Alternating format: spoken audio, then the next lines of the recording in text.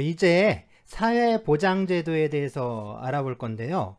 우리가 보통 회사에 취업할 때 4대 보험에 대해서 좀 얘기를 많이 하죠. 그러니까 특히 이제 비정규직이거나 또는 좀 고용이 불안정한 경우에 이 4대 보험이 보장되는지 뭐 또 이런 걸 좀 따지게 됩니다. 자, 그래서 2부에서는요, 우리 이제 사회보장, 특히 이 사회보험제도에 관한 내용인데요. 우리가 이 4대 보험이라고 하면 국민연금, 건강보험, 고용보험, 산재보험 이렇게 4대 사회보험을 말하죠. 그렇죠. 이제 산재보험하고 이 고용보험에 대해서는 그 1학기에 이 노동법 시간에 좀 다루었는데요.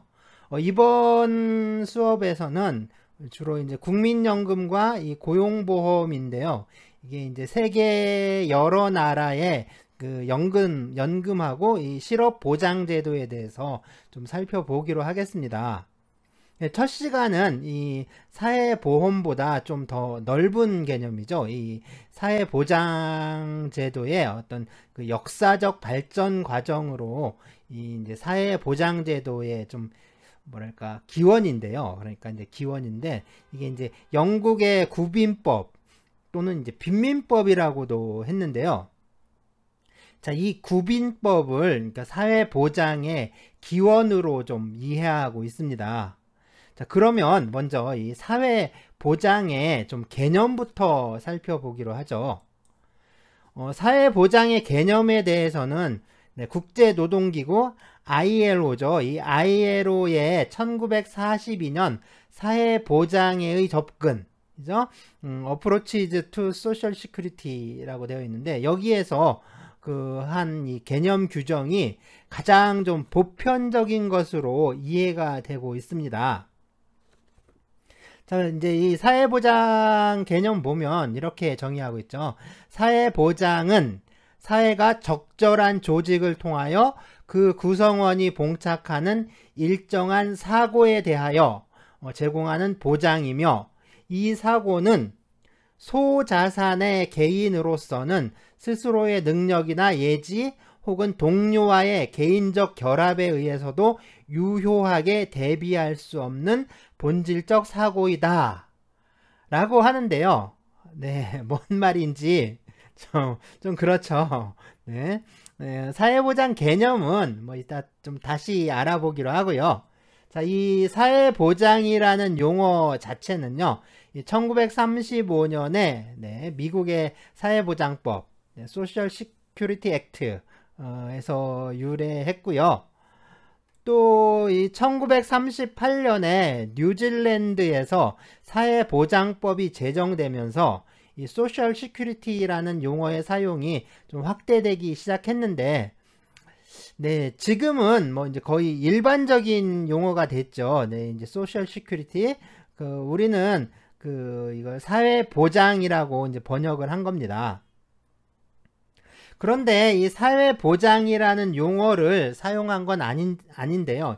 이 좀 근대적 의미의 사회보장과 아주 유사한 내용을 가지고 있었던 건요.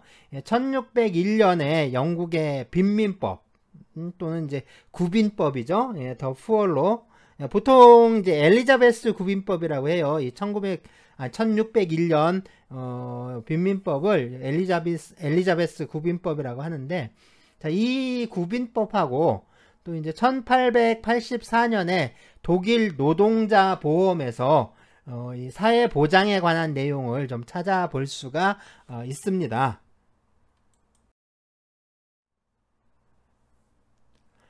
사회보장의 이 헌법적 근거를 좀 찾으라고 하면 네, 우리 헌법 제10조와 또 제34조를 들 수 있는데요. 우리 헌법, 네, 우리 헌법의 이 정식 명칭은 대한민국 헌법입니다. 보통 이 헌법의 명칭은 그 나라의 국호 있죠. 나라 이름, 국호라고 하죠. 이 나라 이름에 그 헌법을 붙여서 만듭니다. 그러니까 이 미국 헌법은 네, 미합중국 헌법, 그렇죠? 1번 헌법은요. 1번 헌법은 어떻게 될까요? 그 1번국 헌법. 그죠? 중국 헌법. 네, 중화인민공화국 헌법. 그렇죠? 그다음에 이제 프랑스 헌법.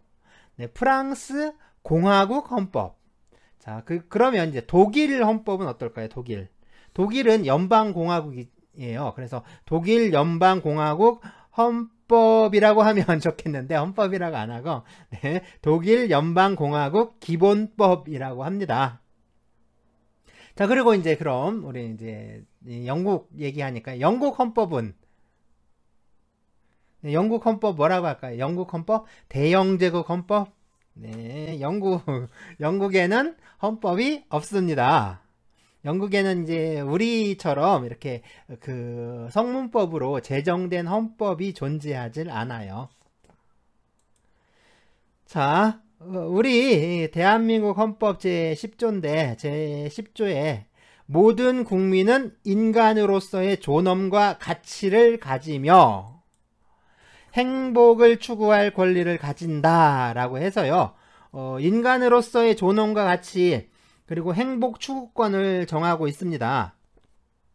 또 이제 같은 조문 내에서 이어서 정하고 있죠. 국가는 개인이 가지는 불가침의 기본적 인권을 확인하고 이를 보장할 의무를 진다 라고 해서요. 국가의 인권 보장 의무를 좀 규정하고 있습니다. 그리고 헌법 제34조 제1항에서는요.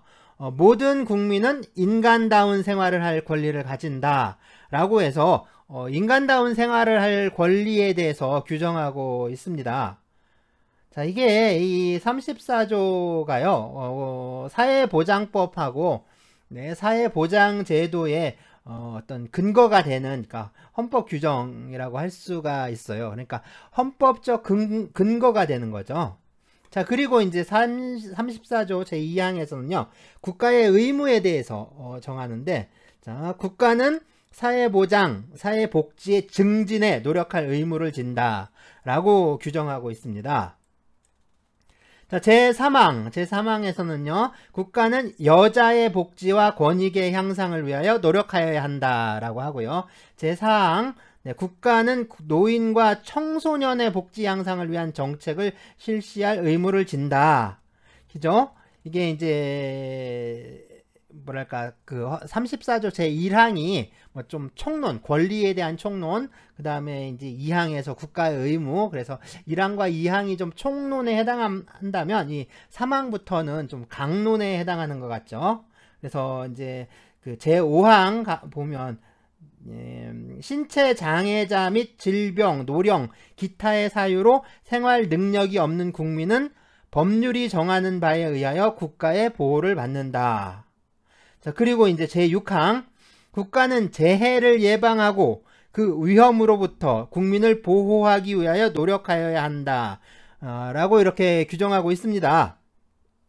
자, 여성, 노인, 청소년, 장애인과 같이 국가와 사회의 어떤 보호를 필요로 하는 사람들에 대한 규정이라고 할 수가 있죠. 자, 이제 사회보장기본법인데요. 이 사회보장법의 가장 어떤 기본이 되는, 그러니까 어떤 총론적인 내용을 다루고 있는 그 법률입니다. 사회보장기본법이요. 네, 사회보장기본법에서는 뭐 이제 그 기본적인 어떤 개념 정의를 하고 있는데 제3조에서 규정하고 있습니다. 그러면 여기서 정하고 있는 뭐 기본적인 기초적인 개념들에 대해서 좀 알아보기로 하죠. 먼저 제3조 제1호의 사회보장인데요. 사회보장이란 출산, 양육, 실업, 노령, 장애, 질병, 빈곤 및 사망 등의 사회적 위험으로부터 네, 그러니까 출산, 양육, 실업, 노령, 장애, 질병, 빈곤, 사망 뭐 이런 것들을 이제 사회적 위험이라고 부르는 거죠. 그래서 이런 사회적 위험으로부터 모든 국민을 보호하고 국민 삶의 질을 향상시키는 데 필요한 소득 서비스를 보장하는 네, 사회보험, 공공부조, 사회 서비스를 말한다 라고 정의하고 있네요. 자, 이 사회보장은 그러니까 크게 사회보험, 공공부조, 뭐 사회서비스 이렇게 구분하는 거죠. 그래서 사회보험 파트, 뭐 공공부조 파트, 사회서비스 파트 뭐 이렇게 이제 나누어지는 건데요. 이게 전에는 사회서비스가 아니라 이 복지라고 했습니다. 그래서 복지 서비스라고 했는데 이게 최근에 사회서비스로 개념이 좀 변경이 됐어요. 뭐 어쨌든 뭐 기본적으로 알아둬야겠죠. 사회보험, 공공부조, 그리고 서비스를 이렇게 이제 사회보장이라고 한다는 거, 이거 좀 잊지 말아야 합니다. 네, 꼭 기억해 주시고요. 자, 다음은 이제 사회보험인데요. 예, 사회보험 제2호, 사회보험이란 국민에게 발생하는 사회적 위험을 보험의 방식으로 대처함으로써 국민의 건강과 소득을 보장하는 제도를 말한다 라고 좀 하고 있죠. 네, 이제 그 사회적 위험에 대해서 어떤 보험 방식으로 대처하는 겁니다.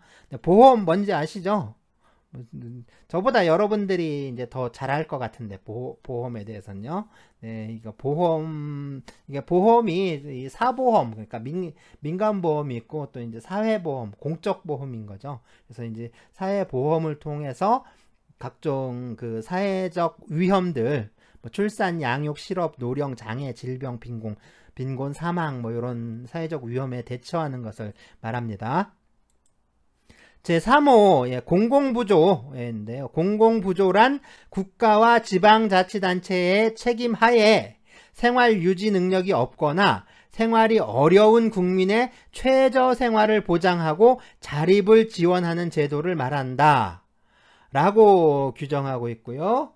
그리고 이제 제4호 사회 서비스란, 네, 국가, 지방자치단체 및 민간 부문의 도움이 필요한 모든 국민에게 복지, 보건, 의료, 교육, 고용, 주거, 문화, 환경 등의 분야에서 인간다운 생활을 보장하고 상담, 재활, 돌봄, 정보의 제공, 관련 시설의 이용, 역량 개발, 사회참여 지원 등을 통하여 국민의 삶의 질이 향상되도록 지원하는 제도를 말한다 라고 합니다. 네, 그리고 이제 마지막으로 제5호에서는 평생사회안전망에 대해서 정의하고 있는데요. 제5호 평생사회안전망이란 생애 주기에 걸쳐 보편적으로 충족되어야 하는 기본 욕구와 특정한 사회 위험에 의하여 발생하는 특수 욕구를 동시에 고려하여 소득 서비스를 보장하는 맞춤형 사회보장제도를 말한다 라고 이렇게 규정하고 있습니다. 이러한 사회보장이라는 개념이 역사적으로 좀 어떻게 발전해 왔는가 라는 건데요. 뭐 자세한 거는 뭐 이번 편 수업 그 끝부분에서 다시 하기로 하고요. 여기서는 좀 간략하게만 짚고 넘어가도록 하겠습니다. 먼저 첫 번째는 이 경제보장으로서의 사회보장 단계인데요. 사회보장의 가장 좀 보편적인 개념은 결국에 이제 경제보장이라고 할 수가 있습니다. 두 번째는 이 정치적 프로그램으로서의 사회보장의 단계라고 할 수 있고요. 세 번째는 사회정책적 프로그램으로서의 사회보장이라고 할 수가 있는데요. 좀 전에 살펴본 이 국제노동기구의 1942년 사회보장에의 접근이 뭐 여기에 해당한다 라고 할 수가 있습니다. 마지막으로는 이 사회정책적 제도로서의 사회보장의 단계입니다. 그러면 이제 사회보장에 관한 그 원칙들을 좀 살펴볼 건데요. 사회보장의 원칙에 대해서 이 국제노동기구에서 1944년에 이 제67호로 어떤 소득보장의 권고, 그 다음에 의료보장의 권고를 채택한 바가 있습니다. 그래서 이 소득보장의 권고는 이 소득보장이 사회보장의 본질적인 요소라고 좀 지적했는데요. 뭐 여기에서 이제 5가지 지도 원칙을 제시합니다. 그리고 이 의료보장의 권고에서는 7가지 원칙을 제시하고요. 뭐 이런 거 굳이 외우실 필요는 없어요. 몇 가지 원칙 했다. 뭐 그래서 그거를 굳이 외울 필요는 없고요. 뭐 소득보장의 권고, 의료보장의 권고 뭐 이런 걸 했다 정도만 네, 그냥 알고 넘어가면 되겠죠. 자, 그 다음에 1952년에 이 사회보장의 최저 기준에 관한 조약에서는요, 이 보험급여의 수준에 대해서 뭐 3가지 기본 원칙, 그리고 이제 사회보장 비용 부담의 공평성 원칙을 제시했고요. 1953년 이 국제사회보장회의에서는 11가지 원칙을 제시를 합니다. 자, 우리가 뭐 이게 그 사회보장법에 대해서 또는 사회보장제도에 대해서 뭐 전문적으로 이렇게 하는 게 아니니까요. 뭐 이게 몇 가지 원칙을 제시했고 이런 건 뭐 크게 신경 쓰지 않아도 됩니다. 그래서 어떤 그 역사적으로 이런 원칙들이 발표가 됐구나 뭐 하는 정도만 좀 알면 되겠죠. 그래서 뭐 이 사회보장에 관한 원칙들을 좀 하나하나 뭐 상세하게 아까 조막한 말한 것처럼 뭐 7가지 원칙, 5가지 원칙, 3가지 원칙, 뭐 11가지 원칙 이런 걸 뭐 세세하게 뭐 살펴본다라는 건 좀 뭐 그렇죠. 뭐 별로 그렇게 그렇죠. 그래서 네, 그래서 그냥 전부 그냥 합쳐서 정리를 했습니다. 정리를 해가지고 그 몇 가지 이제 추려봤는데요. 자, 먼저 대상의 보편적 보호인데요. 수혜 대상의 어떤 보편적인 보호 원칙을 말합니다.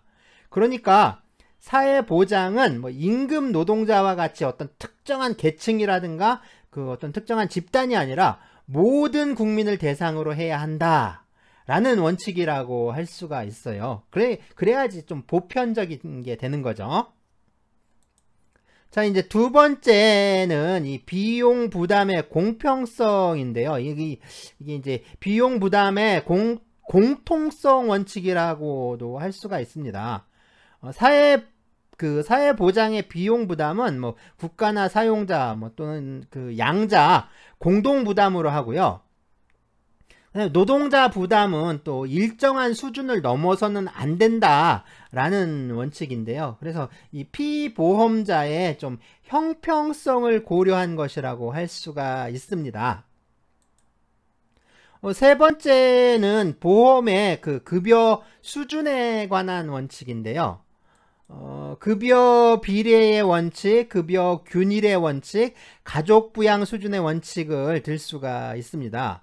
그래서 이 급여 비례의 원칙은 보험 급여를 받는 수급자에게 종전의 소득에 비례해서 그 지불해야 한다라는 원칙이고요. 이게 뭐 뒤에 가면은 뭐 그 수지상등이니 뭐 이런 것들이 나오는데 그거하고도 좀 관련이 있습니다.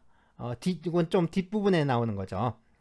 그 다음에 이제 그 급여 균일의 원칙은 그 급여 수준이 낮은 수급자, 그러니까 아주 그 보험료를 못 내서 나중에 보험금을 아주 못 받는 수급자들 있잖아요. 이런 그 수급자라 하더라도 그러니까 법이 정한 최저액은 좀 보장해 줘야 한다라는 원칙입니다. 그래서 아주 그 기본적인 액수는 보장해 줘야 되는 거고요. 그렇다면 뭐 그 기본적인 액수가 얼마냐, 그죠? 뭐 그게 얼마냐 하는 문제인데 이게 뭐 아주 낮춰 잡으면 있으나 마나한 거잖아요. 그러니까 이게 얼마냐 하는 게 좀 문제가 되는데요.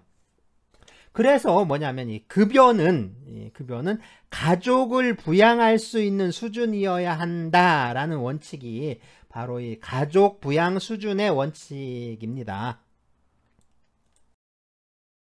현재의 사회보장법이나 이 노동법은요, 그러니까 구빈법 또는 빈민법이라고 한다고 했죠. 이 빈민법, 그리고 공장법에 기원을 두고 있습니다. 그래서 이 공장법과 빈민법을 살펴보면 이게 그래요. 뭐 노동자라든가 어떤 빈민들의 권리를 보장하고 뭐 생계를 좀 그 보장해주는 그런 게 아니라 오히려 이 공장의 노동자들이나 그 빈민들을 억압하고 또 통제하고 또 이제 처벌하기 위해서 형사 처벌하기 위해서 만들어진 이 법제도라고 할 수가 있습니다.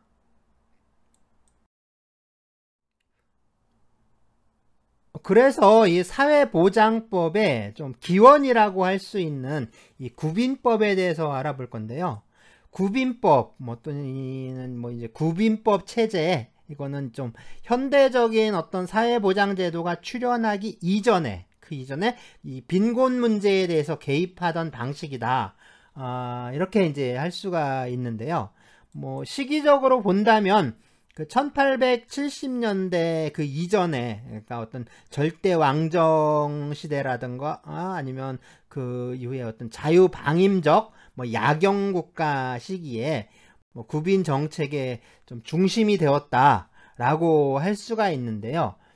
뭐 이제 그 특징들을 본다면 이 빈민을 구호하고 빈곤 문제를 해결한다기보다는 이게 그게 아니라 빈민에 대한 억압과 통제를 좀 주된 내용으로 하고 있었어요.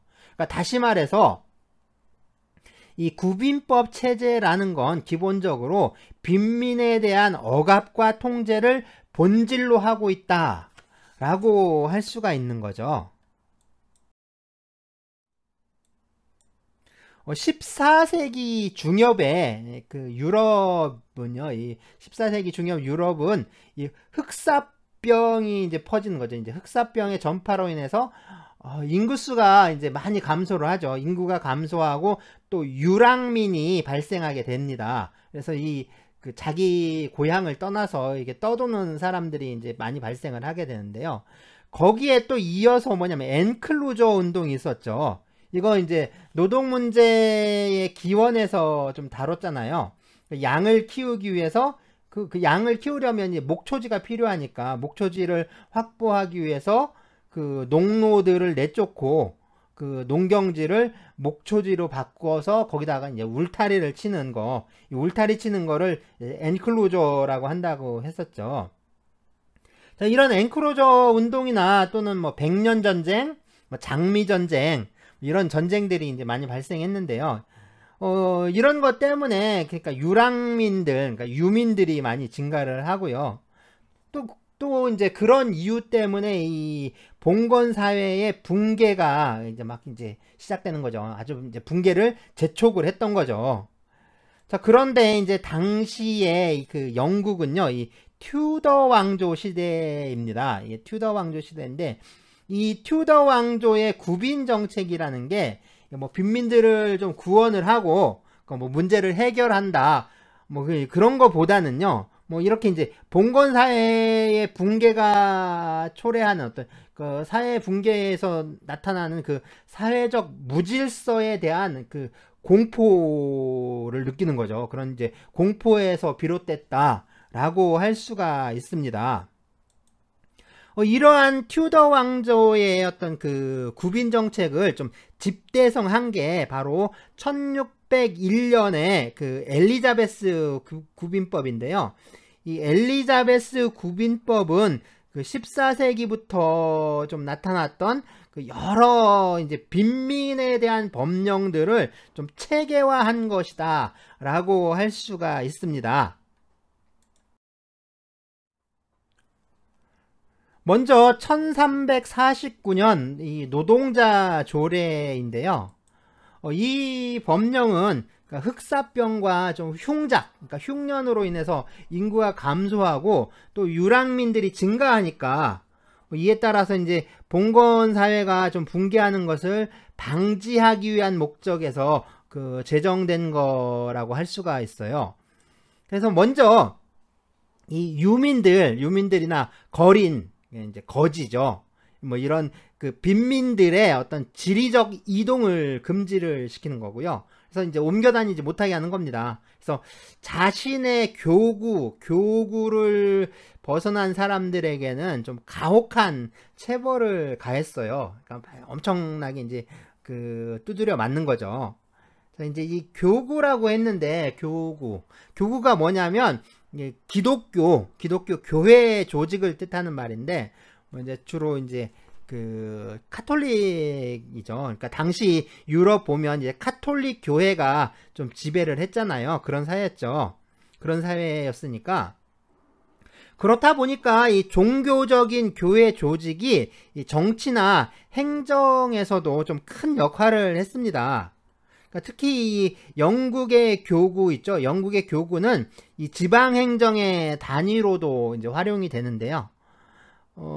그래서 이제 뭐냐면 교구에서 이제 교구민이 출생한다거나 뭐 혼인, 사망하는 거, 이런 것과 관련된 행정 업무, 그러니까 예전에 우리 이제 호적이라고 했잖아요. 호적. 지금은 그 가족관계 등록이라고 하는데요. 이 호적 또는 가족관계 등록 업무를 지금 우리는 이제 법원에서 담당해요. 그러니까 이런 사무들은 주로 법원에서 담당을 하는데, 그 당시에는 이게 이제 그 교구, 그러니까 교회에서 이런 그 행정 업무를 담당을 했던 겁니다. 자, 이제 또 그 엘리자베스 시대에는 이 교구가 구빈 행정의 중심이 되기도 해요. 이런 게 좀 가능했던 게, 그러니까 영국이 이 카톨릭 교회로부터 영국 국교회, 그러니까 지금 성공회죠. 성공회로 이렇게 독립을 하잖아요. 그러니까 이제 독립을 해서 이제 국가와 영국이란 나라와 교회가 그냥 일치하는 거예요. 똑같이. 그러니까 한 놈이 되니까 이 교회 조직을 곧바로 행정 조직으로 이제 활용하는 게 가능해졌던 거죠. 그래서 이 교구에서 그 교구민에게 이제 11조도 걷고, 그러니까 이제 교회니까 11조 걷는 거죠. 11조만 걷는 게 아니라 이제 교구세라는 이제 세금도 걷고 그래요. 그래서 이게 그 구빈세, 이제 뭐냐면 빈민구제에 들어가는 어떤 그 비용으로 쓰는 이제 구빈세 이런 것도 걷고 그럽니다. 참 오랫동안 그래 왔는데, 오랫동안 그래 오다가 이게 언제 이제 없어지냐면, 이게 1921년, 그죠? 1921년이면 상당히 오랫동안 이렇게 체제가 유지됐던 거죠. 그래서 이 1921년에 와서야 이 종교 조직으로서의 교구와 지방 행정 조직이 이제 분리가 될 수가 있었습니다. 자, 그러면 이 이제 1349년에 이 노동자 조례로 다시 돌아와서요. 자, 이 노동자 조례에 의하면 생계 수단이 없는 건장한 성인의 경우에는 그들의 노동력을 필요로 하는 사람이 있으면 반드시 그를 위해 일을 해야 한다라고 했고요. 그렇죠? 그리고 이제 어떻게 되냐면 이 건장한 빈민에게 자선을 행하는 사람, 이 사람들까지 이제 처벌하는 규정을 뒀습니다. 그러니까 이게 이제 강제 노동을 규정하고 있었던 거죠. 그리고 뭐 어떤 좀 사소한 일에도 아주 이제 가혹한 처벌을 뒤따랐습니다. 그러니까 법을 아주 가혹하게 집행했던 거라고 할 수가 있는데요. 사실 뭐 이런 거는 그 어떤 그 가난한 그 하층민에 대해서는 어느 나라나 이 중세 시대에 근대 초기까지만 하더라도 아니면 지금도 마찬가지인데요. 이 가난한 사람들에게는 법이 엄격하고 또 가혹할 수밖에 없습니다. 그래서 상당히 이제 가혹하게 처벌을 했는데요. 뭐 이것처럼 노동자 조례라든가 아니면 그 이후에 그거 비롯해서 그 이후에 여러 이제 법령들은요. 이 봉건 사회의 붕괴를 초래할 수 있는 이 무질서에 대해서 가혹한 처벌로 대응하는 내용을 담고 있었어요. 그러니까 억압을 통한 구제가 이 구빈법 체제의 핵심이었다라고 할 수가 있는 거죠. 1388년에 이제 구빈법인데요. 네, 구걸 행위에 대한 면허제를 실시했습니다. 네, 그러니까 이제 우리가 자동차를 운전을 하려면 그러니까 운전 면허가 있어야 되잖아요. 운전 면허. 그러니까 뭐죠? 드라이빙 라이센스인가요? 뭐 이제 그런 게 있어야 되는데 여기 이제 이런 운전면허처럼 거지 면허증이 있었던 거예요. 그래서 그 이제 거지가 되려면 국어를 하려면 이 거지 면허를 좀 발부를 받아야 됩니다. 또 이제 모든 빈민들은 그 이주의 자유가 그러니까 그 제한이 돼요. 그러니까 옮겨 다니지를 못하는 거예요. 자기 마음대로. 자, 그리고 이 빈민들에 대한 구호 활동은요, 이 노동 능력이 없는 빈민의 경우에만 좀 허용이 됐고요. 다른 지역으로 뭐 이주한다거나 여행을 가려면 이 이동 허가증을 좀 발부를 받아야 했는데요. 뭐 그렇지 못한 빈민은 이 범죄자로 취급이 돼서 처벌을 받게 됐습니다.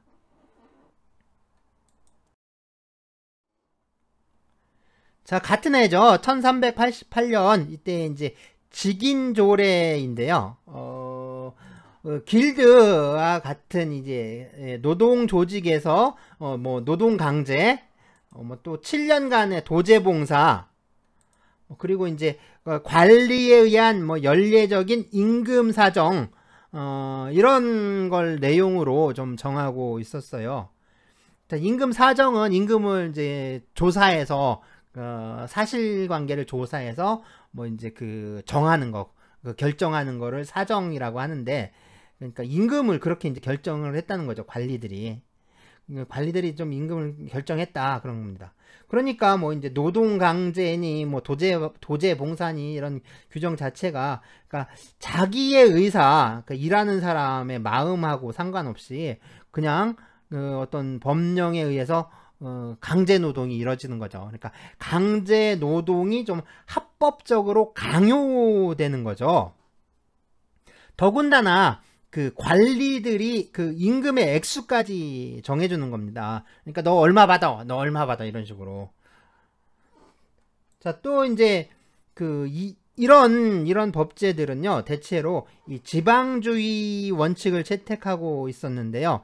이 지방주의 원칙은 뭐 각 지방의 이제 빈민들은 자기 지방 내에서 책임지게 하는 걸 말합니다. 그래서 그 결과로 이 각 지방마다 그 빈민에 대한 처벌이나 구제는 아주 이제 상이하게 나타나게 되는 거죠. 이렇게 지방마다 이제 빈민에 대한 행정이 서로 다르다 보니까요. 그럼 이제 다 다르다 보면 그거를 이제 하나로 좀 통일적으로 규율하려는 노력들이 이제 나타나게 되죠.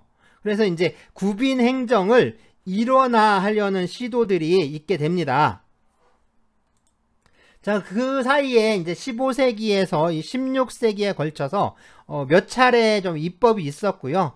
그런 후에 1597년에 이 빈민구제법이 제정이 되고요. 1598년에 이 방랑자, 베가본드가 그 게임인가요? 아니면 영화인가요? 네, 베가본드 있죠. 그 다음에 좀 이제 건강한 거린에 대한 처벌법. 그래서 방랑자와 건강한 거린에 대한 처벌법. 이게 이제 1598년에 이렇게 시행이 되게 돼요.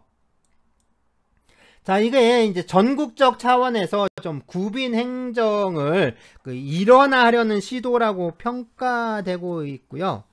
이러한 법제들이 결국에 이제 1601년에 이 구빈법 체계를 집대성하는 어떤 그 구빈법 체계를 집대성한 그 엘리자베스 구빈법의 그 뭐 기초가 된다라고 할 수가 있습니다. 이게 이제 엘리자베스 구빈법이 이제 여기서 나오는 거죠.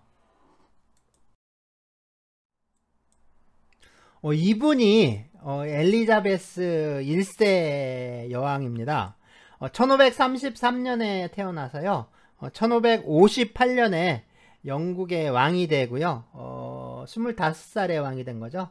그리고 1603년에 돌아가셨는데, 그래서 70세까지 사는 건가요? 그래서 70에 돌아가시죠. 그래서 평생을 이 독신으로 살았다라고 하는데요. 뭐 사실은 혼인만 하지 않았다 뿐이지, 그러니까 혼인을 안 한 거지, 우리가 생각하는 뭐 그런 저기 이제 독신으로 산 건 아니에요. 뭐 이제 좀 그 왕궁에서의 어떤 사생활 같은 걸 보면 백설공주, 그러니까 백설공주가 아니라 이 백설공주의 새엄마 있죠, 그 왕비 같다는 생각도 많이 들어요. 뭐 좀 성질이 그랬다는데요. 어쨌든 네, 이 헨리 8세랑요, 그 다음에 이제 헨리 8세의 그 두 번째 왕비, 예, 천일의 앤이라는 영화가 있었는데, 이 천일의 앤의 주인공이죠. 앤 불린. 그래서 이 헨리 8세와 앤 불린 사이에서 태어납니다. 보면은 좀 얼굴 윤곽 같은 건 엄마를 좀 많이 닮았는데, 네, 눈매라든가 또 코, 그죠? 뭐 입 모양 이런 거 보면은 진짜 아빠를 좀 빼다 박은 것 같아요. 자, 그러면 예, 1601년 엘리자베스 구빈법에 대해서 좀 살펴보기로 하겠습니다. 자, 이제 먼저 엘리자베스 구빈법의 좀 특징인데요. 우선 이 빈민들을 좀 특성에 따라 집단화하고요, 그 다음에 차별적으로 좀 대처하는 이 구빈 행정의 원칙을 확립했다라는 점을 들 수가 있습니다. 그래서 이 빈민들을 세 집단으로 분류를 하고요, 각각 좀 차별적으로 대응을 했는데요. 빈민들을 그래서 노동 능력이 있는지에 따라서, 그래서 노동 능력이 있는지 없는지에 따라서 노동 능력이 있는 자와 없는 자, 그래서 노동 능력이 있다 없다 해서 있는 자 없는 자 나누고요. 그리고 또 이제 아동, 이렇게 구분을 하고요. 각각 좀 다르게 취급을 했습니다. 그럼 먼저 노동 능력이 있는 건장한 빈민, 네, 구제할 가치가 없다, 이렇게 이제 판단을 하는 거죠.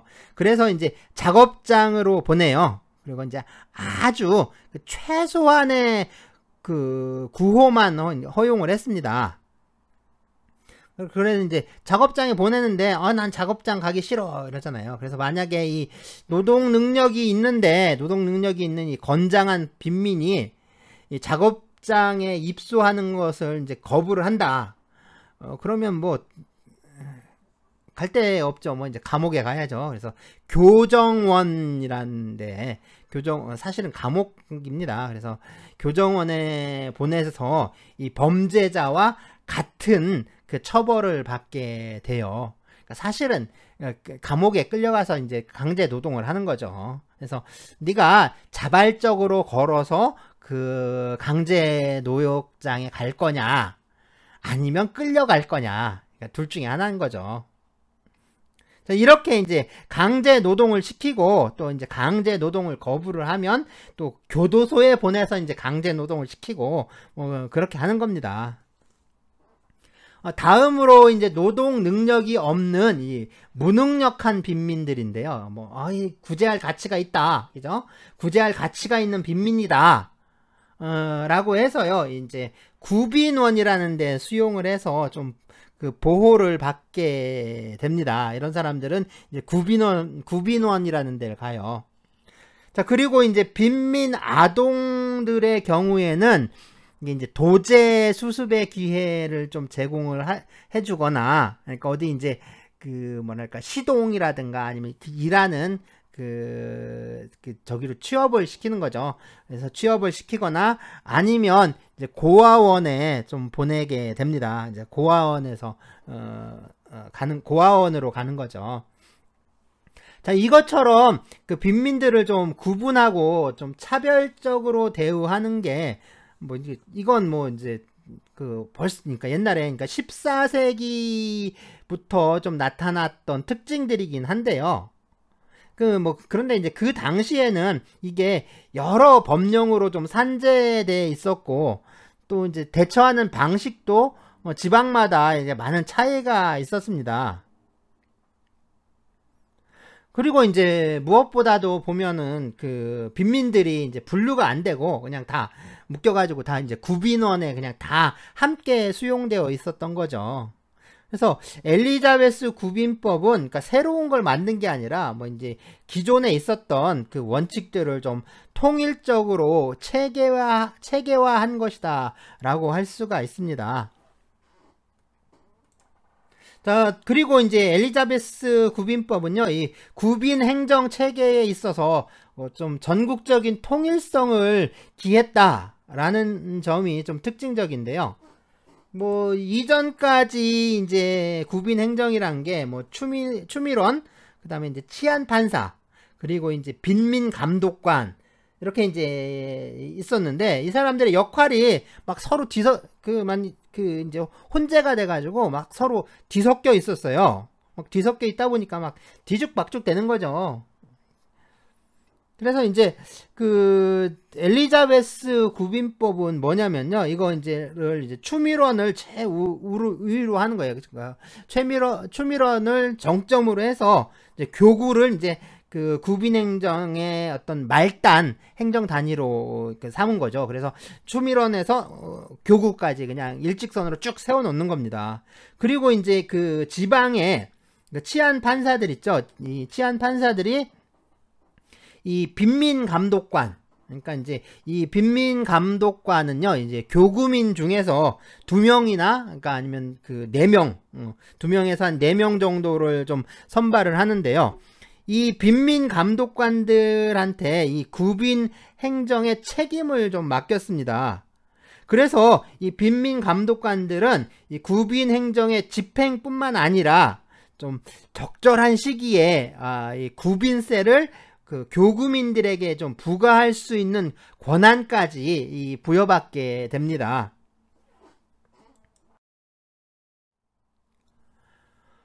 1662년에 제정된 이 정주법, The Act of Settlement and Removal 이라고 되어 있죠. 이 settlement는 정착, 정주라는 뜻이니까, 뭐, 그러니까, 이제 어디에 이제 눌러 산다라는 뜻이고요. 그 다음에 뭐, removal은 그 이사를 뜻하는 거죠. 그 이사 가는 거. 그러니까, 어디에서 정착해서 살고 또 어디로 이사 가는지, 그런 거에 대한 법이라고 할 수가 있죠. 자, 이 정주법에 의해서 그 유랑민들이 그 이제 그 지리적으로 이동하는 거, 그게 이제 더욱 그 제한이 됩니다. 그러니까 이제 그 아주 이제 옮겨 다니는 걸 못하게 하는 거죠. 근데 거기다가 이 구빈 행정에 있어서 그 지방주의 원칙이 좀 더욱 그 강화가 되는데요. 그래서 이제 엘리자베스 구빈법에 의해서 이 구빈 비용은 그 교구 단위로 부과가 됐습니다. 그러다 보니까 이 해당 교구의 이제 빈민 감독관들이 이 이제 비용을 줄이려고 이제 구빈 비용을 좀 줄이기 위해서, 그러니까 이제 다른 교구에서 출생을 했다라거나 또는 이제 다른 교구에 좀 거주한 경험이 있다라고 하면 그런 빈민들은 그 자기네 교구로 오는 걸 이제 막으려고 하는 거예요. 빈민들이 많이 오면 비용이 많이 들어가니까, 그래서 이제 좀 마련된 것이다 라고 좀 볼 수가 있습니다. 뭐냐면 이제 사실은 그 당시엔 그랬거든요. 이제 전 근대 시대, 이제 근대 초기까지만 하더라도 그 세금은 걷는 사람 마음이에요. 그래서 이제 세금을 걷어서 그 이제 그 중앙정부에 이렇게 올려주고, 그러니까 이제 그 세금 원래 목적대로 쓰고 나머지는 그 세금을 걷는 사람이 다 가졌거든요. 그러니까 그 구빈세 이런 걸 걷잖아요. 그러니까 구빈세를 걷어서 비용을 많이 쓰면 이 감독관들이 자기네들이 그러니까 먹을 게 그 줄어드니까 상당히 좀 싫어하죠. 상당히 좀 싫어하니까 이제 못 오게, 그러니까 빈민들을 줄이고 또 이제 다른 데서 오는 걸 좀 막으려고 했던 겁니다. 이게 중세와 또 근대 초기의 형벌 도구인데요. 소매치기라든가 뭐 이런 범죄자, 뭐 불황자를 잡잖아요. 잡으면 그러니까 체포를 해서 뭐 시장이나 이제 광장에 있는 이런 형틀에다가 좀 묶어뒀는데요. 지금 보는 거는 좀 목이라든가 아니면 손을 넣는 구멍이 큰데, 뭐 그러니까 이거는 그 일종의 포토존 같은 거죠. 그러니까 이제 관광객들이 좀 이제 체험 삼아서 해보기 위해서 이렇게 만들어 놓은 거라 그렇고요. 뭐 실제로는 이 손이나 머리를 그러니까 빼지 못할 정도로 상당히 좁게 만들어 놨죠. 그래서 이 범죄자라든가 이 불황자를 체포를 해서 도망치지 못하게 이렇게 감금하는 기능도 있었는데 그런 것도 있지만 또 한편으로는 일종의 뭐 이제 그 조리돌림 같이 사람들한테 이제 보여주는 거예요. 사람들한테 이제 보여줘서 모욕을 주는 역할도 좀 있습니다. 새 둥지처럼 생겼는데요. 이것도 좀 마찬가지예요. 저기에다가 이제 가두어 두는 건데, 뭐 경우에 따라서는 그 사형수를 저기에 가두어서 죽이기도 합니다. 그러니까 교수형하고 좀 비슷했는데요. 뭐 지금 교수형은 밧줄로 이렇게 목을 매서 죽이는데, 원래는 그 목을 매다는 게 아니라 그냥 매달아 뒀어요. 그래서 이제 며칠이고 몇 달이고 이제 걸쳐서 이제 못 먹고 이제 못 마시고 하니까 이제 서서히 좀 죽어가게 만드는 게 원래 교수형이었는데요. 사형 도구로서 뭐 이것도 그런 방식으로 좀 사형에 처하는 겁니다.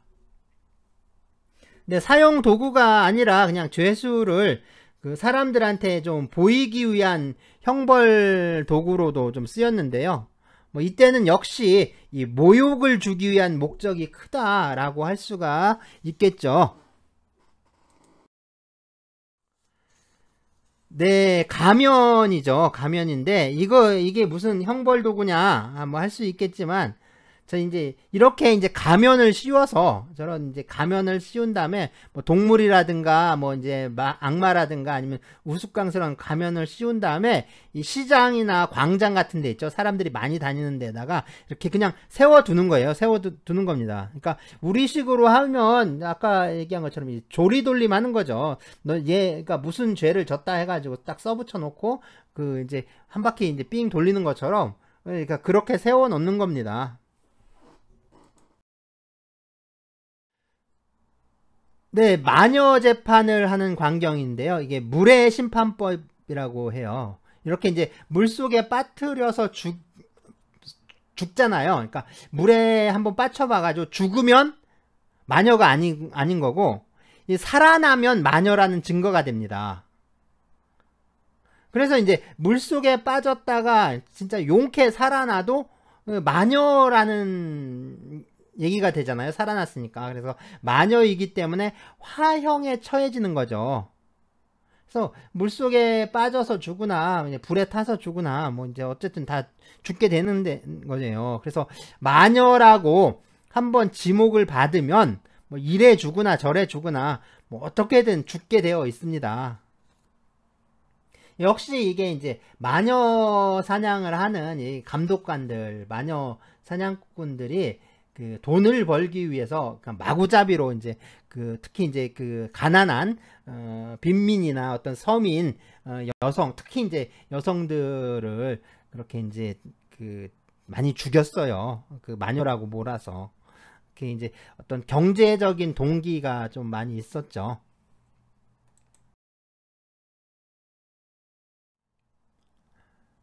네, 태형입니다. 그러니까 때리는 거죠. 이거 회초리로 때리는데, 여잔데 그 아래 옷을 그죠? 속옷을 벗기고 때리고 있죠. 인권이나 뭐 이런 걸 뭐 전혀 고려하지 않던 시대였던 거죠. 네, 채찍질입니다. 채찍으로 때리는 채찍질인데 영화의 한 장면이죠. 자, 그러면 이 구빈법 시대의 이 빈민들은 어떠한 처벌을 받았을까요? 자, 그냥 한번 읽어보겠습니다. 자, 14세 이상의 면허 없는 거지들은 만약 2년간 그들을 사용하려는 자가 없는 경우에는 혹독한 매를 맞고 또 왼쪽 귀에 낙인이 찍힌다. 그들이 18세 이상이고 또 2년간 그들을 사용하려는 자가 없을 때에는 사형에 처해지지만 삼범인 경우는 용서 없이 반역자로 사형에 처한다. 엘리자베스 통제 18년의 법령 13장과 1597년의 법령도 이와 유사한 규정이 있다. 제임스 1세의 통치 시에는 방랑하면서 구걸하는 자는 불황자 및 불량배로 선포한다. 치안재판소의 치안판사는 그들을 공개적인 태형에 처하며 초범인 경우에는 6개월, 재범인 경우에는 2년간 감금시킬 권한을 가진다. 옥중에 있는 동안 그들은 치안판사가 적당하다고 생각할 때마다 정당하다고 생각하는 횟수만큼 매를 맞는다. 시정할 가망이 없는 위험한 불량배는 왼편 어깨에 R자의 낙인을 찍히고 강제노동에 처해지며 걸식죄로 또다시 체포되면 용서 없이 사형에 처해진다. 이 법규들은 18세기 초에 이르기까지 유효했는데 N여왕 12년 1714년의 법령에 의해 비로소 폐지되었다. 네, 이 적당하다고 생각할 때마다, 네, 그리고 이제 정당하다고 생각하는 횟수만큼 매를, 그러니까 이렇게 매를 맞는다는 건 결국에 이제 치안 판사가 그냥 때리고 싶을 때마다 자기가 때리고 싶은 만큼 때릴 수 있었다라는 건데요. 사실 이런 건 법이 아니죠. 그러니까 법은, 특히 이제 형법은 그 규정이 명확해야 합니다. 그래서 어떠한 경우에는 얼마만큼의 형벌을 받는다라는 게, 그러니까 누구나 알 수 있도록 미리 정해놔야 하는데, 이게 미리 딱 고정적이고, 그러니까 확정적으로 정해져 있어야 하는데, 그런 게 아니라 재판관이나 아니면 형 집행관이 그냥 자기 맘대로 정할 수 있다면 그건 법이라고 할 수가 없는 거죠. 그러니까 이게 무제한의 권력이고, 또 어떻게 보면 민중에게는 그 자체만으로도 공포였던 겁니다. 그러니까 자, 이런 시대를 살았던 거죠. 엘리자베스 구빈법의 가장 큰 특징은 이 빈민 정책이 처벌 위주로 되어 있었다는 점인데요. 이렇게 영국 구빈법의 역사가 처벌 위주의 가혹한 역사로 기록될 수밖에 없었던 이유는 이 당시에 이 빈곤 문제가 왜 발생하는지를 몰랐던 거예요. 그러니까 유랑민인데, 그러니까 현대적인 의미로 보자면 이게 실업자라고 할 수가 있잖아요. 그러니까 이 사람들이 왜 발생하는지에 대한 어떤 아무런 그 사회적 인식이 없었기 때문이라고 할 수가 있습니다. 그러니까 이 14세기에 그러니까 엔클로저 운동하고 뭐 또 흑사병이 전파가 되면서 유랑민들이 증가하기 시작했는데요. 이게 16세기 이후에 이 영국이 이 자본주의의 원시적 축적을 겪으면서 이게 더욱 이제 격화가 되는 겁니다. 유랑민들이 막 넘쳐나는 거죠.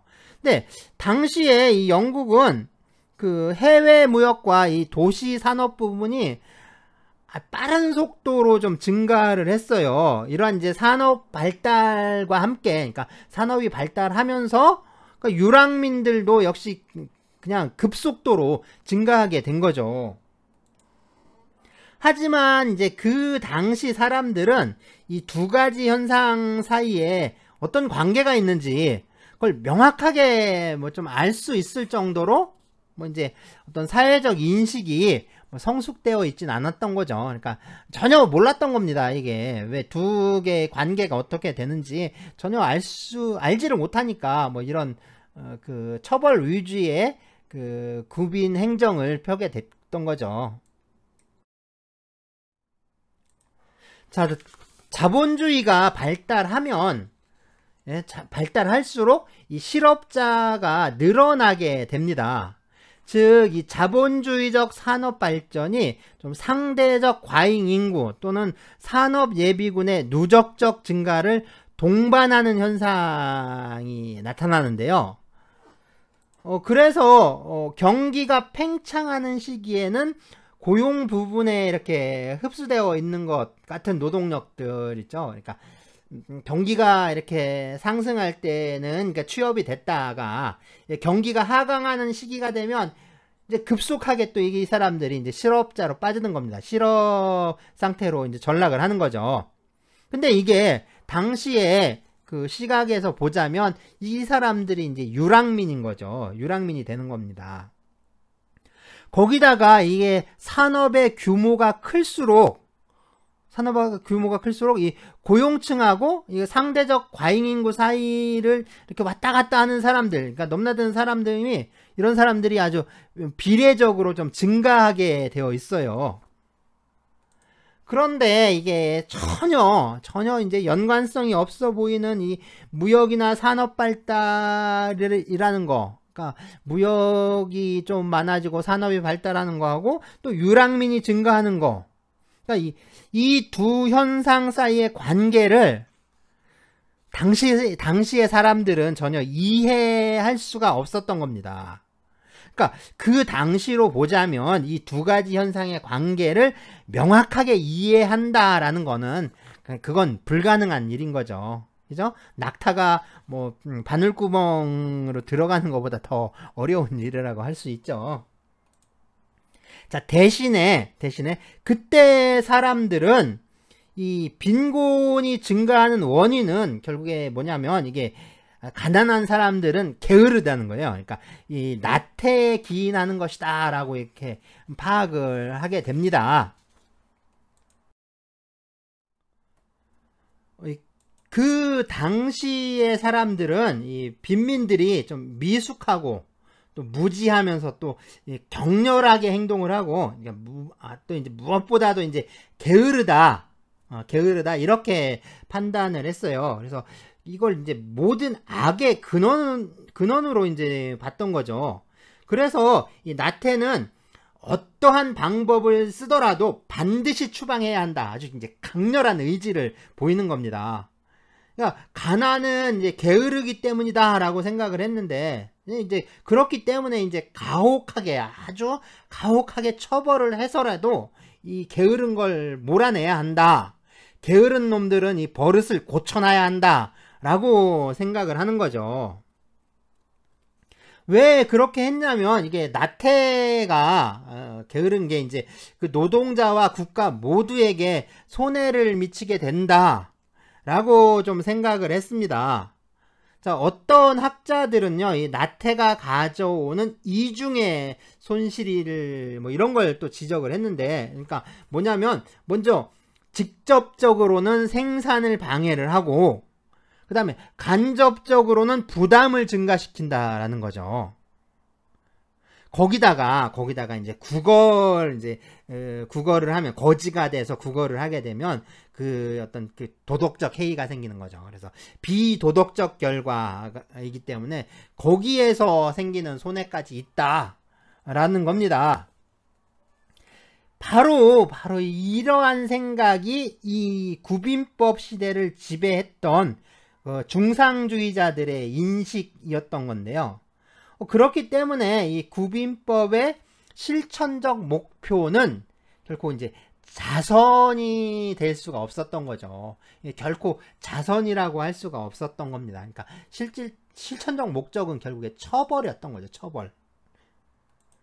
결국에 뭐 영국이나 뭐 프랑스, 그리고 이제 그 여러 어떤 다른 유럽 나라들도 다 마찬가지였는데요. 이 국가가 빈민에 대해서 관심을 갖는 건 결국에 빈민들의 고통을 감소시키기 위해서, 또 뭐 이제 그들을 구제하기 위해서 그런 게 아니었던 거죠. 이 목적은 하나예요. 목적은 오로지, 그러니까 법과 질서를 유지하자라는 겁니다. 많이 많이 들어본 얘기 같은데 법과 질서를 유지하자 뭐 그런 거예요.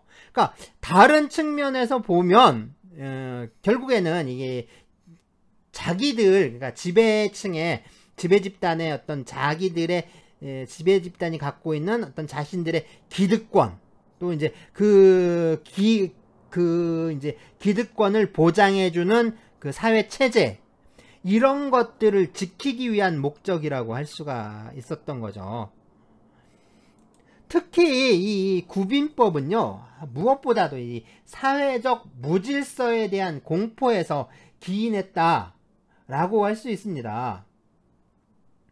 그러니까 구빈법이라고 하면 빈민을 구제하는 뭐 또는 구호하는 아니면 뭐 구원하는 뭐 그런 법이라고 그런 법이다라는 뜻인데 사실은 빈민 구제하고는 상관이 없는 거예요. 그러니까 이 구빈법보다는 빈민법이라는 용어가 더 정확한 용어일 수가 있는 거죠. 원래 이게 빈민법이라는 용어가 더 많이 쓰였던 것 같은데 그죠? 어느 때부턴가 이게 구빈법이라는 용어로 좀 바뀐 것 같은데요. 구빈법, 빈민구제. 말도 안 되는 소리죠. 그냥 빈민을 처벌하는 법이라고 할 수 있습니다. 빈민을 억압하고 통제하고 처벌하는 그 법이다라고 할 수 있습니다. 그래서 사실은 구빈법보다 이제 빈민법이라고 부르는 게 맞을 것 같아요. 자, 이런 처벌 위주로 좀 억압적인 형태를 취했던 게 이 엘리자베스 구빈법인데 이 엘리자베스 구빈법이 이 18세기 말에 오면요 그 원칙이 좀 변하기 시작합니다. 이게 바로 이제 1759년에 이 스피넴랜드 시스템인데요. 이게 이제 1759년 5월 6일입니다. 그러니까 버크셔 지방의 이 치안 판사들이 그 스피넴랜드의 펠리컨장에 모여서요. 임금 보조금의 액수는 그 빵의 가격에 연동해서 정해져야 한다. 따라서 빈민 개개인의 소득에 관계없이 최저소득이 보장되어야 한다. 이렇게 이제 결정을 합니다. 그때 이제 좀 결정했던 내용들 보면요. 네, 일정한 품질의 빵 1갤론이 1실링 하는 경우에는 모든 빈민과 근면한 사람은 그 자신의 노동 혹은 가족의 노동 또는 구빈세로부터의 급여에 의하여 일주일에 3실링을 생계비로 지급받고 처와 가족의 부양비로 1실링 6펜스를 지급받는다. 1갤런의 빵이 1실링 4펜스 하는 경우에는 매주 4실링을 지급받고 1실링 10펜스가 부과된다. 오를 때마다 본인 몫으로 3펜스, 가족 몫으로 1펜스를 더 지급받는다. 네, 이 1759년에 이 스피넴랜드 제도가 실시가 되면서 그 전에 이 엘리자베스 구빈법이 설정해 놓은 그 빈민들에 대한 차별 대우의 원칙을 그 심각하게 좀 파괴했는데요. 그 결과 구빈법으로 대표가 되는 이 중상주의적 국가 개입주의에 대한 그 반대 여론이 좀 증가하게 되고요. 뭐 이것 때문에 그러니까 이것으로 인해서 1834년에 드디어 이제 신구빈법이라는 게 제정이 됩니다. 스피넴랜드 제도는 1834년 폐지가 됐는데요. 폐지가 될 때까지 이 스피넴랜드 제도는 그 영국 사회를 진짜 떠들썩하게 만들었습니다. 이 스피넴랜드 제도는 그러니까 18세기 말에서 그 19세기 초 그 영국에서 이제 본격적인 자본주의적 노동시장이 발전하게 될 무렵에 좀 발생했다라는 점에서 좀 특이하다라고 할 수가 있는데요. 이 스피넴랜드 제도는 그 당시 발생하는 그 시장 체계로부터 이 생존권을 보장하는 제도로 좀 출발을 한 겁니다. 그렇게 출발을 했지만 그 내면에는 이 농촌 사회를 지키려는 진짜 절박한 노력이 담겨 있었다라고 할 수가 있죠. 농촌의 빈민들은 그러니까 먼 도시 지역의 임금이 높다는 소문 때문에 이 농업 노동에서 받을 수 있는 임금에 만족하지를 못하는 겁니다. 그러니까 도시에서 참 많이 받는다라는 소문이 들리니까 참 이렇게 불만이 생기는 거죠. 그래서 이제 농업 노동이 보수가 형편없으니까 이 농업 노동을 혐오하고 또 기피하는 겁니다. 그래서 당시에 이 공업지역, 그러니까 도시지역은 그러니까 수많은 참 이민을 끌어들였던 그 이제 진짜 새로운 나라, 어떻게 보면 이제 또 다른 아메리카라고 할 수가 있었던 거죠. 그러니까 아메리칸 드림 같았던 거죠. 그러니까 당시에 농업 노동자의 임금은 노동자들의 생활 수준을 밑돌았어요. 그러니까 아무리 열심히 일해도 그러니까 먹고 살 만큼 벌 수가 없는 거예요. 그런 상태였는데 이게 근데 반대로 이제 그 사용자들, 그러니까 농업 경영자들 있죠. 농업 자본가들은 그 임금을 지불할 능력이 없어요. 그러니까 그렇게 조금밖에 안 주는 임금도 이 사람 그 정도를 이제 부담할 수 있는 능력이 이제 없었던 거죠. 그러니까 이게 그 농업이란 게 이게 도시 산업의 그 임금하고 경쟁할 수 없다는 건 좀 분명했었던 거죠. 특히 1662년 제정된 이 정주법이 결국에 이제 그 산업 자본의 압력에 의해서요. 왜냐하면 산업 자본은 계속해서 그 노동력을 끌어들여야 되는데 정주법이 있으니까 이제 그 농촌에 있는 노동력을 도시로 끌어오질 못하는 거예요. 그래서 이제 그 산업 자본이 이제 압력을 가하는 거죠. 압박을 가해서 1795년에 그러니까 정주법이 거의 실질적으로 이제 폐지가 됩니다. 그러니까 이때쯤이면 이게 도시와 농촌 사이의 임금 격차는 이제 진짜 더욱더 이제 농촌에 압박을 가하고 되는 거죠. 이제 압박을 계속해서 가하게 되는 겁니다. 그래서 원래 이 스피넴랜드 제도는 그러니까 농업 경영자에게는 좀 과중한 부담을 지우지 않고 또 이제 사회적 파국으로부터 이 농촌의 기반을 좀 지키기 위해서 그러니까 이제 전통적인 권위를 강화하면서 동시에 농촌의 노동력 유출을 좀 저지하기 위한 건데요.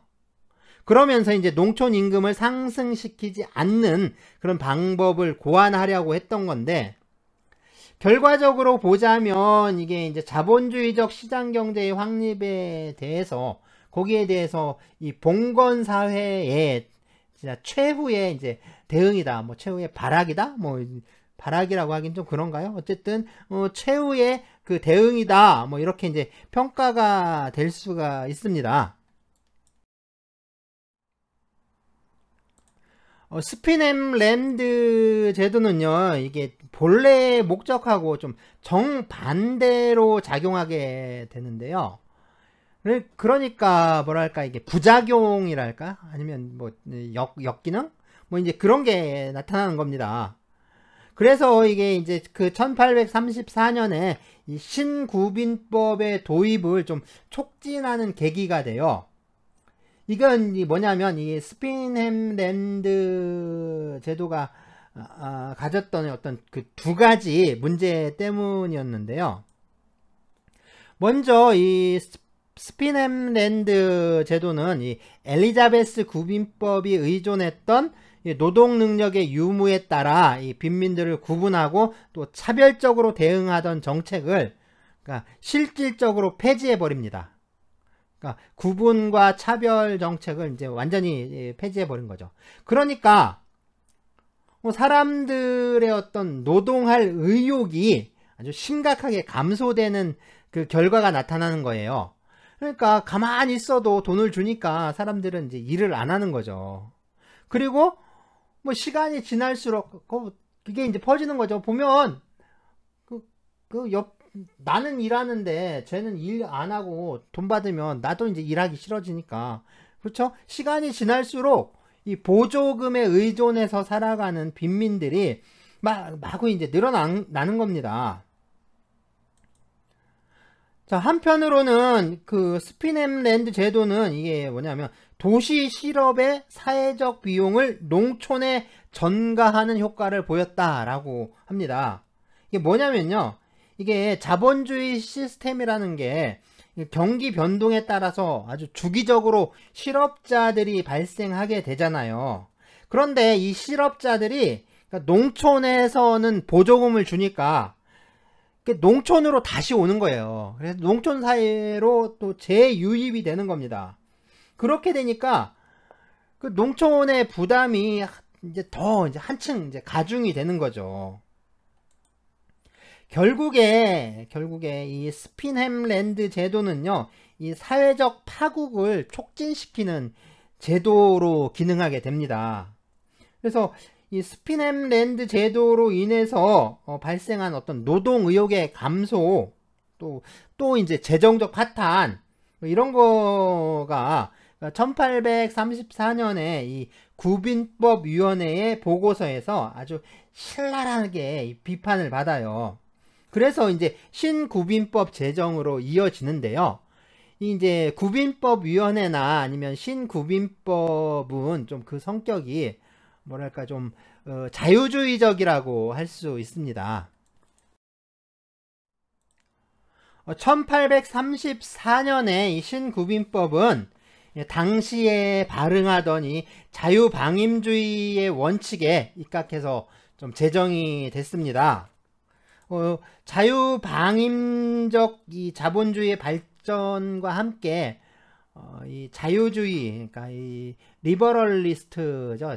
리버럴이라고 하는데, 이 자유주의자들은 구빈법 정책을 좀 극렬하게 반대를 해요.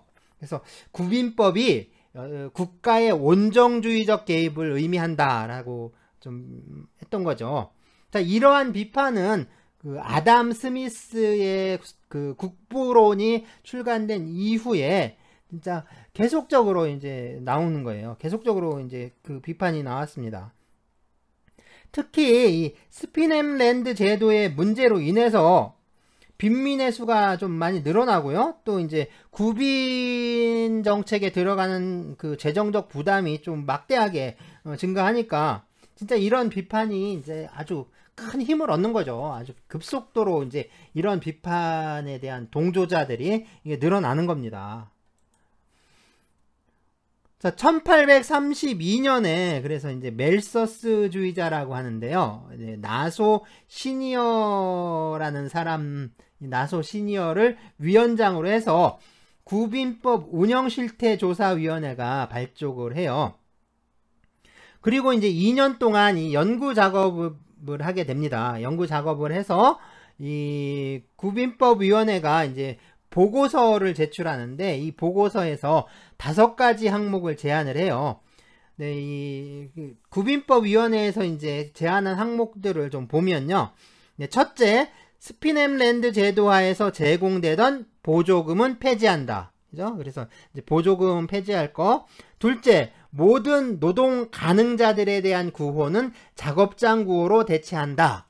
그러니까 일을 시키자는 거죠. 뭐 일을 시키자, 뭐 그런 거고요. 셋째, 원외 구호는 병자, 노인, 무능력자, 아동을 가진 과부로 제한한다. 그래서 이제 노동 능력이 없기 때문에 어떤 그 뭐랄까 구제해야 되는 그 빈민들의 이제 유형을 이렇게 이제 병자, 노인, 무능력자, 또 아동을 가진 과부 이렇게 제한을 한 겁니다. 자, 넷째, 몇 개의 교구를 묶어 구빈법 조합으로 조정한다. 다섯째, 구호 수준은 지역사회의 가장 낮은 임금 수준보다 적도록 조정한다.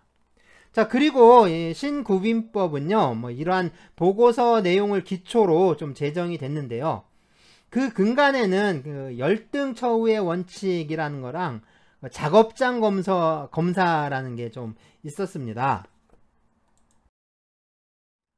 열등 처우의 원칙은 이 구빈법 조사위원이었는데요. 이 에드윈 체드윅이라는 사람이 기초를 했어요. 이 사람은 그 유명한 공리주의자였다고 합니다. 자, 이 원칙은 그러니까 구제받는 사람의 상황이 최하층 노동자의 상황과 그러니까 실제적으로나 뭐 또는 외견상으로나 같아질 수 있는 그 조건에서만 구제해야 한다라는 건데요. 자, 이러한 원칙은 그 노동 의욕을 좀 저하시킨 것으로 평가됐죠. 이 스피넴랜드 제도에 좀 정면으로 반하는 것이라고 할 수가 있습니다. 그러니까 빈민들이 이 구제에 의존하려는 경향, 그렇죠. 어떤 이제 구제에 대한 매력 이런 것들을 감소시킬 것이다 라고 이렇게 이제 기대가 됐던 거죠. 작업장 검사는 이 열등 처우 원칙에 의해서 이 최소한의 구제를 할 때도 이 구제를 필요로 하고 또 구제를 받고자 하는 사람만 구제를 하도록 한 겁니다. 구빈법 보고서에 의하면 이 작업장 검사의 원리는 그러니까 신청자의 주장을 자동적으로 검증하는 원리인데, 신청자는 빈민 구제의 조건에 동의하지 않으면 구제가 거절되며, 만약 구제 조건에 동의한다면 그가 가난하다라는 것을 증명하는 셈이다 라고 했습니다. 그러니까 그 구제를 신청하려면 그 조건에 동의를 해야 되고요. 만약에 이제 그 조건에 동의하지 않으면 구제를 못 받는 거고, 조건에 동의한다면 가난하다라는 걸 증명하는 거고, 뭐 좀 그런 겁니다. 사실상 좀 상당히 좀 모욕적이죠. 그 받아들이는 사람에게는 좀 상당히 수치스러운 일이 될 수도 있잖아요. 그래서 사실상 이 사회보장제도가 갖는 어떤 좀 구시대적인 어떤 복지제도, 또 사회보장제도, 뭐 지금 우리나라에서 뭐 보편적 복지냐 뭐 선별적 복지냐 뭐 논쟁을 하는데, 이런 논쟁 자체가 사실은 그 어떤 수급자, 그 복지 혜택을 받는 사람들에게는 상당히 어떤 치욕스러운 뭐랄까 그런 느낌을 들게 한다라는 거죠. 이게 가장 또 큰 부작용인데, 뭐 그런 지금 정치하는 사람들 보면 뭐 그런 생각조차 없는 것 같아요. 그래서 사실상 이런 것들, 어떤 그 뭐랄까 복지의 혜택을 받는 사람들이 어떤 수치심을 느끼지 않도록 배려하는 거, 사실상 거기에서부터 출발을 해야 되는데, 뭐 이제 그런 게 상당히 뭐 진짜 많이 부족한 것 같아요. 자, 그래서 노동이 가능한 빈민은 누구든지 이제 일하지 않으면 구제를 받을 수 없었던 겁니다. 그래서 당시에 이제 남아 돌던 많은 이 농업 노동자들하고 실업자들 있죠. 이 사람들은 이제 굶어 죽지 않으려면, 그러니까 어쩔 수 없이 이제 작업장에 가서, 그죠? 일하는 작업장에 가서 그 작업장 규율에 따르거나, 아니면 공장에 들어가서 이제 공장 규율에 이제 따라야 했던 겁니다. 자, 이 이제 신구빈법에 의해서 많은 이제 빈민들이 이 자본주의적 시장에, 그러니까 자신의 운명을 완전히 이제 내맡기게 되는 거죠. 그러니까 이제 완전히 이제 자본주의 저기로 그냥 온몸을 내던지게 되는 거예요. 그래서 결국에 뭐냐면, 이게 그 자유로운 노동시장의 확산에 크게 기여하게 되는 겁니다. 그러니까 자유주의자들의 승리라고 할 수가 있는 거죠. 자유주의의 승리다 뭐 이렇게 볼 수가 있습니다. 그러면 구빈법 체제에 대해서 한번 평가를 해 볼까요? 평가를 좀 해 봐야겠죠. 자, 1601년에 엘리자베스 구빈법이나 이 1834년의 신구빈법의 원리는 이제 1944년에 영국에서 공식적으로 폐지될 때까지 이 영국의 어떤 구빈 체계의 주요 내용들을 다 규정하고 있었습니다. 자, 이 원리들은요, 오늘날까지 이제 많은 나라에서 이 공공부조의 어떤 주요 원리들 속에 남아있게 돼요.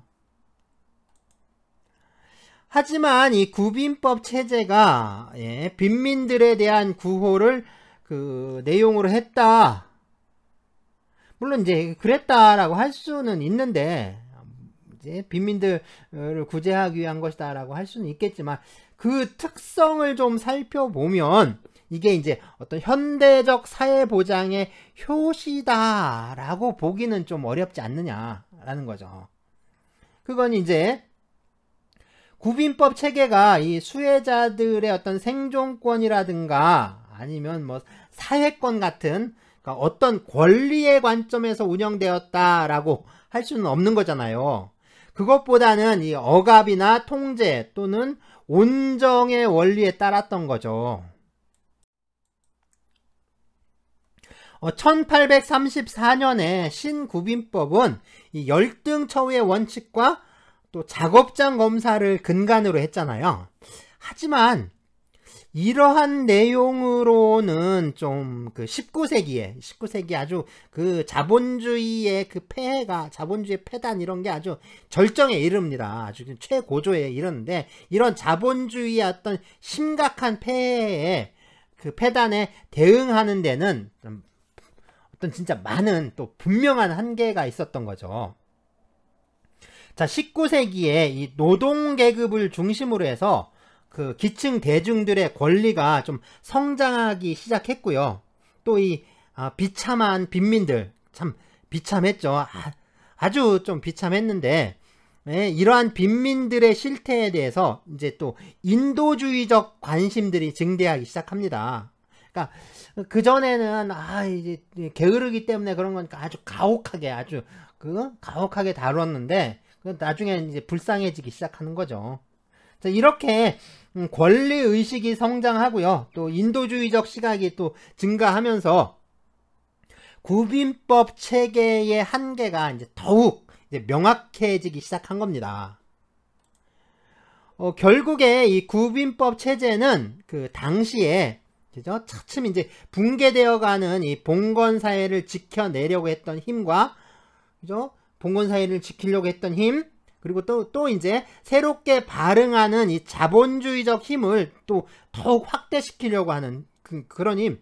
그러니까 봉건적 질서를 유지하려고 하는 힘과 자본주의로 끌고 가려고 하는 힘, 그 대립 과정에서 계속 이제 변화돼 온 것이다 라고 이렇게 할 수가 있습니다. 그래서 1601년에 이제 엘리자베스 구빈법 또는 이제 뭐 정주법 같은 경우에는 이 봉건 사회를 위협하는 이 사회적 무질서, 그러한 이제 사회적 무질서에 대한 공포로부터 이 전통 사회가 보여준, 그러니까 그 무질서에 대해서 전통 사회가 보여줬던 어떤 반응이었던 거죠. 그런 이제 전통 사회의 대응이었다라고 할 수가 있고요. 또 이 스피넨랜드 제도는 결국에 인도주의와 결합해서 또 전통 사회를 유지하려고 했던 좀 마지막 시도, 마지막 시도라고 볼 수가 있습니다. 하지만 뭐 이런 제도들은 그 자유로운 노동의 이동이나 뭐 또는 이제 수요와 공급에 의해서 탄력적으로 조정되는 임금, 자, 이런 것들을 전제로 하는 이 자유 노동 시장의 그 확대를 결코 막아낼 수 없는 거죠. 이걸 그 제어하지를 못하는 겁니다. 자, 그래서 이 1834년의 이 신구빈법은 자유주의의 완벽한 승리를 의미하는 것이다 라고 할 수가 있습니다. 그러니까 자유주의의 진짜 그 승리죠. 이제 더 이상 이제 이 자유주의, 그러니까 리버럴을 제어할 수 있는 힘은 이 구빈법이라는 이 구체제에서는 나올 수가 없게 된 거예요. 자, 그러면 이제 이런 거 이제 이 1834년에 신구빈법으로 인해서 신구빈법 이것 때문이 아니라 저는 이제 이게 이제 사실은 그 뭐랄까 이렇게 바뀌는 계기가 되는 건데, 어쨌든 구질서가 그 신구빈법의 의미는 뭐냐면 그 낡은 질서, 구질서, 구빈법이라는 질서, 이게 완전히 그냥 붕괴됐다. 그러니까 봉건 사회가 완전히 무너져 버렸다라는 것을 의미하는 겁니다. 결국에 이 이제 자유시장이 갖게 된 이 이제 진짜 파괴적인 힘, 막강한 그 파괴적인 그 결과, 이거를 제어할 수 있는 건 그러니까 이거를 또 이제 통제할 수 있는 힘은 이제 뭐냐면 이제 새롭게 출현하는 새로운 계급에 기반할 수밖에 없게 된 거예요.